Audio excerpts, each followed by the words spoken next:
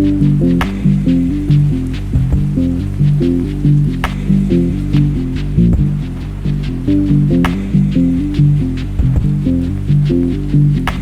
evening, my little lovers of music and the macabre.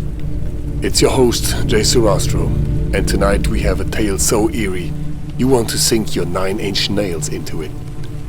So grab your hot tea, like and subscribe, and settle in for another episode of the Dusk Dawn Intersect. In the twilight of the 1990s, a musician, young but burdened with the weight of a tortured soul, set foot into a house steeped in the very essence of dread. Trent Reznor, the mastermind behind the industrial lamentations of 9-inch nails, had chosen the 150 Cielo Drive in Benedict Canyon, Los Angeles, as the lair in which he would birth his magnum opus, a record that would shake the very foundations of music itself. What he did not realize, however, was that the specters of past horrors were waiting, watching, and whispering in the darkness.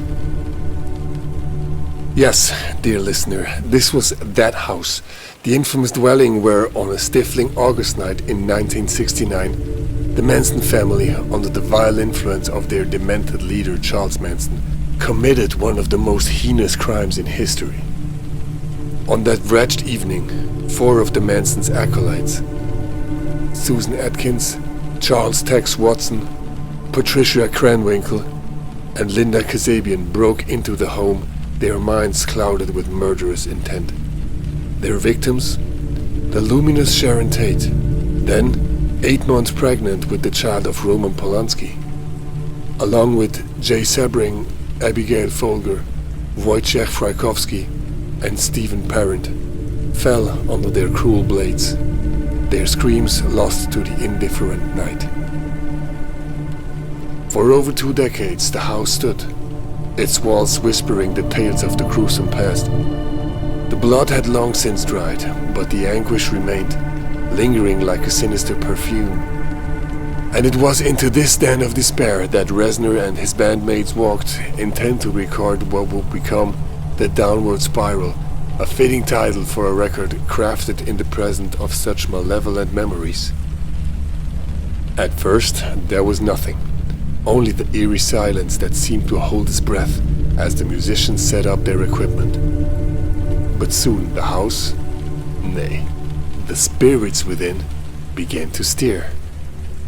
It started with subtle sounds, a door creaking open when no one was near it, the faint echo of footsteps upon the wooden floors when the band members were all accounted for. And then the dreams, dark, twisted dreams of blood-soaked walls and voices whispering names that no living soul should remember. Reznor, ever the skeptic, brushed these occurrences aside. The mind, he reasoned, plays cruel tricks in places steeped in legend. But one night, as he sat alone in the control room, mixing the jagged cacophony of distortion and despair that defined his sound, he felt it. A presence. A whisper, barely perceptible, crawling into his ear like a slithering thing. "Leave," it seemed to hiss. "This is not your place." He turned sharply, only to find nothing but the empty room staring back at him. But he knew, he felt, that he was not alone. Others in the house reported similar encounters, the feeling of unseen hands brushing against their skin, the inexplicable flickering of lights, the sensation of being watched from the shadows, where someone loomed just beyond the veil of sight. One band member awoke in the dead of night to the unmistakable sound of sobbing, though no one else was in the room. And then came the night of the recording session, when the air itself seemed to turn heavy with dread. Reznor, deep in his work, suddenly felt a chill that cut through him like a knife. The room darkened, as if the very house had drawn a breath. And then the whispers began again. But this time, they were not alone. A shadow flickered in the corner, growing, stretching, taking form. A woman. Her face pale, her dress flowing, her eyes voids of the infinite sorrow. Sharon Tate. Reznor would later confess that he did not know if what he saw was real or merely a fevered hallucination of an exhausted mind. But in that moment, he felt the weight of her pain, the anguish of an unfinished life, and he wept. The house continued its relentless torment until at last the recording was complete. Reznor, shaken but inspired, left the house behind, taking with him not just the album, but an artifact, a simple wooden door marked with the word pig.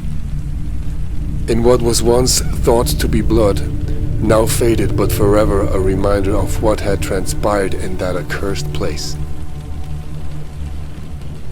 Shortly thereafter, the house on Cielo Drive was torn down, reduced to a rubble, in an effort to erase its tragic history.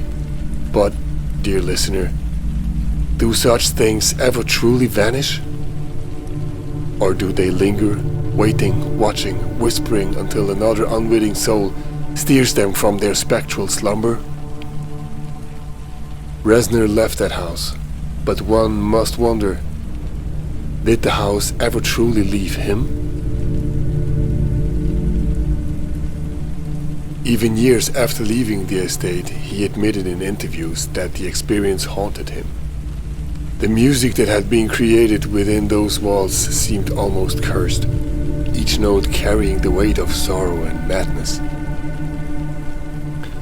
Fans speculated that the oppressive atmosphere of the downward spiral was in part influenced by the very spirits that lurked in the house, infusing the record with an unshakable darkness. And what of the spirits themselves? Was their torment eased by the destruction of their prison? Or did they move on to haunt another unfortunate soul? Some say that echoes of Cielo Drive still linger, manifesting in strange ways. All occurrences have been reported in nearby properties. Unexplained noises, objects moving on their own, and every so often whispers, faint, nearly imperceptible, calling out in the night. Perhaps the spirits of Cielo Drive will never truly rest. Perhaps they still seek justice or revenge. And perhaps, dear listener, if you listen closely, they may be whispering to you even now. Even as you hear these words, the shadows in your own home may lengthen, the corners darken. For those who dwell too long on the tales of the dead may find themselves hearing the same whispers, feeling the same unease gaze upon them. But do not worry, dear listener, for if they have chosen you, it is already far too late. Do you believe the spirits of Cielo Drive still linger? Have you ever experienced something unexplainable? Share your thoughts and eerie encounters in the comments below, if you dare. And remember, some whispers are meant to be left unheard. I'm Sarastro. Sleep tight, and I'll see you here next time on the Dusk Dawn Intersect.